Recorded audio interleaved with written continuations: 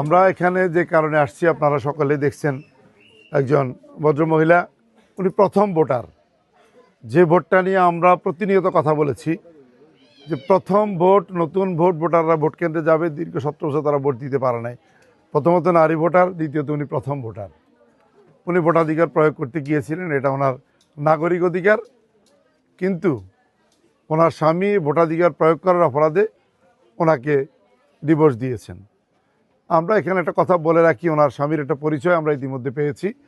উনি সম্ভবত এই ইউনিয়ন স্বেচ্ছাসেবক লীগের একজন নেতা। উনি দীর্ঘদিন এই ফ্যাসিস্টের রাজনীতির সাথে মানুষের নির্যাতন, নিপীড়ন, উৎপীড়ন তৈরি করার জন্য যেভাবে করে ওইভাবে কাজকর্ম করেছিল। এখন আছে, ছোটোখাটো কাজকর্ম করে, কিন্তু তার যে বেসিক চরিত্র এটা পরিবর্তন হয়ই নাই।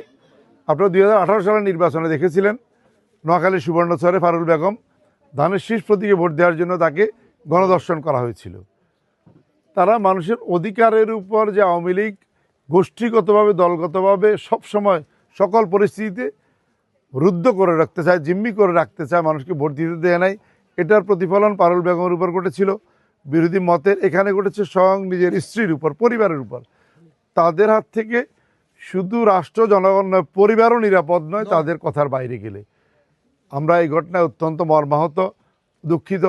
এটা আমি মনে করি এই অঞ্চলের, এই জেলার, এই উপজেলার একজন নাগরিক হিসাবে আমার নিজের জন্য অত্যন্ত লজ্জাস্কর এবং দুঃখজনক বিষয়।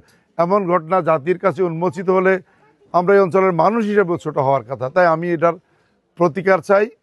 আমরা দল হিসাবে ওনার পাশে সকল সময় থাকব, যে কোনোভাবেই হোক এটা সমাধান করে ওনার সংসার জীবন সুন্দর হয়, ওনার বাচ্চাদের নিয়ে উনি ভালো থাকতে পারেন, সুন্দরভাবে সুখী সংসার করতে পারেন।